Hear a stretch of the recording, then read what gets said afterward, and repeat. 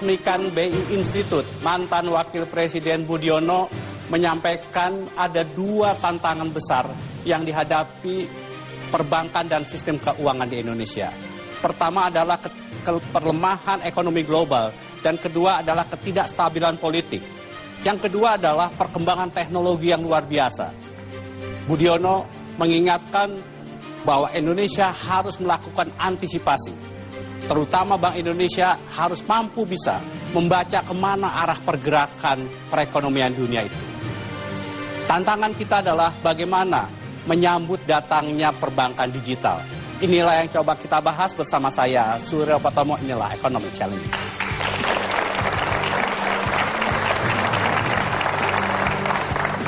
Seperti biasa, malam hari ini saya ditemani oleh rekan saya, Lena Samosir. Leo, selamat malam, Mas Tommy. Kita ingin berbicara bagaimana teknologi bisa membantu perkembangan sektor perbankan dan lembaga keuangan. Siapa saja tamu yang kita undang malam hari ini? Ya, Mas Tommy dan pemirsa, pada malam ini menyambut era perbankan digital, Economic Challenges mendapat kehormatan 3 orang narasumber. Yang pertama adalah anggota Dewan Komisioner Otoritas Jasa Keuangan, Firdaus Jailani. Pak Firdaus, selamat malam. Kemudian Wakil Direktur Utama Bank Rakyat Indonesia, Sunarso. Pak Narso, selamat malam. Dan kita juga ingin melihat sebetulnya bagaimana transformasi pola bank ini. Dan kita menghadirkan pakar manajemen, Profesor Renald Kasali. Pak Renald, selamat malam. Selamat malam. Itu Mas Tommy yang akan membahas bersama kita bagaimana kita bisa menyambut era perbankan digital.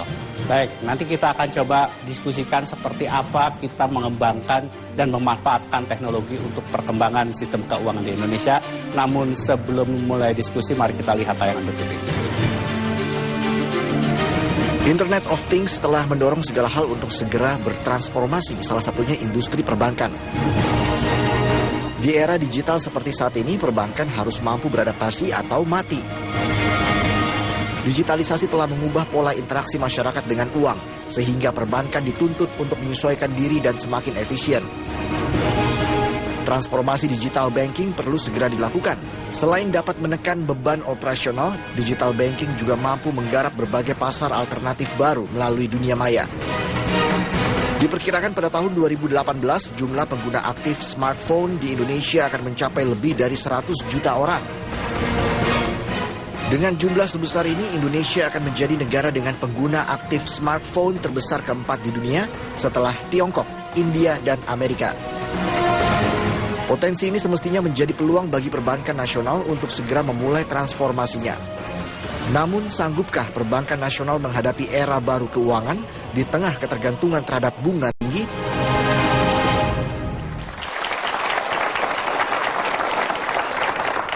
Leo, seperti apa penetrasi sistem digital pada perbankan di Indonesia sekarang ini? Ya, Mas Tommy dan pemirsa, saya punya data di sini yang memperlihatkan bahwa memang kalau kita tidak menyambut era perbankan digital, mungkin kita tidak akan kemana-mana. Kita punya data di sini, data yang kami peroleh dari McKinsey Asia Personal Financial Service Survey 2014 memperlihatkan dari sekian negara di Asia, Indonesia relatif masih rendah untuk penetrasi perbankan digital. Kita melihat angka yang paling rendah di sini 36, ini memang data tahun 2014, hingga sekarang saya rasa sudah semakin banyak perkembangan. Tetapi kalau kita bandingkan dengan negara-negara di Asia yang lain seperti Korea Selatan sudah 96%, kita melihat negara tetangga kita Malaysia waktu 2014 itu sudah 41%, kita melihat Jepang sudah 83%. Kalau Indonesia tidak memanfaatkannya, mungkin pengguna di Indonesia akan menggunakan manfaat dari perusahaan-perusahaan dari negara-negara lain. Kita melihat data dari OJK yang kami peroleh bagaimana perkembangan nilai transaksi e-banking di beberapa bank di Indonesia. Untuk di tahun 2012 hingga tahun 2013 dan 2013 dan 2014 kita melihat ada perkembangan yang positif. Untuk jenis ATM atau anjungan tunai mandiri kita melihat di tahun 2012 hingga 2013 pertumbuhannya 22%, sementara di 2013 sampai 2014 baru atau hanya 15%. Kita melihat tren menurun. Kita melihat penggunaan EDC, ini alat untuk menggesek kartu kredit atau debit. Kita melihat dari 2012-2013 27%, ternyata hanya menjadi 20% di tahun 2013-2014. Sementara internet banking relatif stabil dari 28% menjadi 23%. Kita melihat juga perkembangan bagaimana penggunaan SMS atau mobile banking. Data dari OJK berikut memperlihatkan bagaimana perkembangan nilai transaksi e-banking di beberapa bank di Indonesia.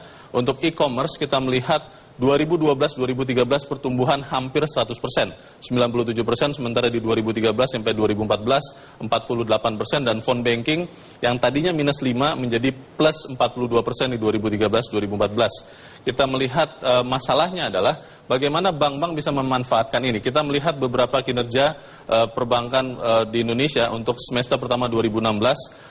Bank BRI membukukan pendapatan dan beban bunga 32 triliun, tetapi beban operasionalnya ternyata 17,5 triliun, sehingga ini masih harus dikompensasi. Kita melihat Bank Mandiri pendapatan 21 triliun di semester pertama 2016, beban operasional juga 12 triliun. Kita melihat hal yang sama terjadi di BCA, 18 triliun pendapatan, beban operasional 6,9 triliun, sementara di BNI 12,9 triliun pendapatan, sementara beban operasional 7 triliun. Pertanyaannya adalah, kalau kemudian tetap perbankan itu menggunakan cara-cara konvensional, bagaimana bisa mengefisienkan biaya operasionalnya, Mas Tommy?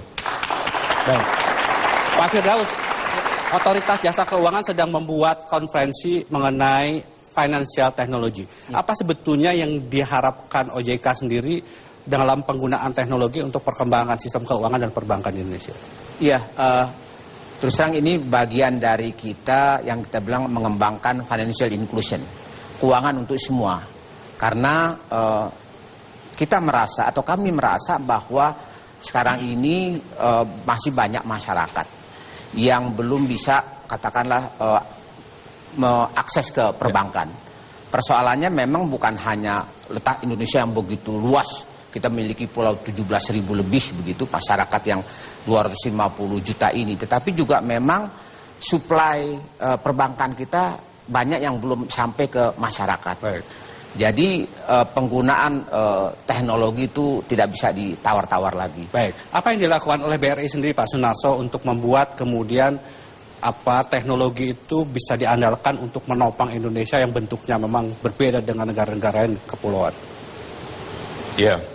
Karena kita memang negaranya luas dan kemudian tidak ada yang menyamai di dunia ini dengan jumlah pulau yang lebih dari 13.000. Jadi kemudian tingkat keterjangkauan masyarakat oleh perbankan itu juga masih rendah. Artinya masih ada room untuk kita tingkatkan. BRI memutuskan untuk memiliki dan mengoperate satelit sendiri.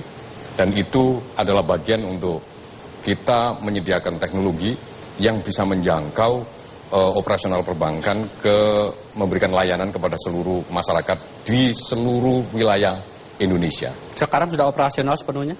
Sekarang satelit sudah kita luncurkan, kemudian sekarang sudah handlingnya sudah 100% di handover dari Palo Alto ke Indonesia, tepatnya di kawasan Pasar Minggu.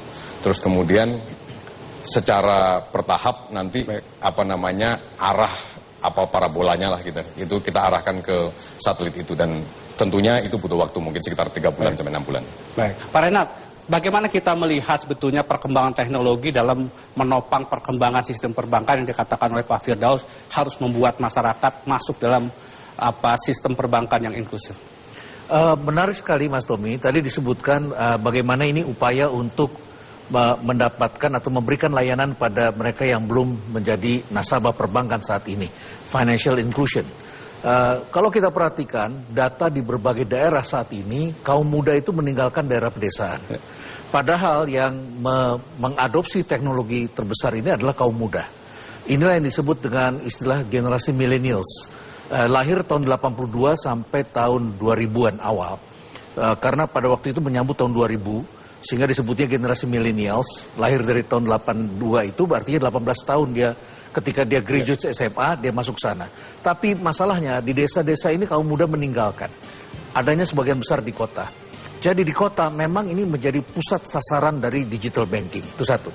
Yang kedua, kalau tadi ini menarik ke langkah yang ditempuh oleh BRI, itu justru untuk melayani mereka yang masih dengan uang fisik. Uang sudah berubah sebagian menjadi uang digital, dan kita tahu salah satu pekerjaan yang akan hilang itu adalah teller bank. Baik. Karena tidak ada lagi orang yang begini-begini di bank itu. Ya, sudah langsung semuanya dengan angka, dan angka itu hanya transfer saja begitu. Baik. Nah, itu yang nanti saya kira ini masalahnya adanya di istilahnya adalah disruptions. Bagaimana bank menghadapi disruptions ini. Baik, nanti coba kita lanjutkan diskusi khususnya untuk melihat tadi peringkat kita masih 36% penetrasi sistem digital itu. Apakah dengan langkah yang dilakukan BRI kita bisa melakukan lompatan dan bisa mengejar dari negara lain, tapi kita harus terlebih dahulu, jangan kemana-mana, tetaplah di Economic Challenge.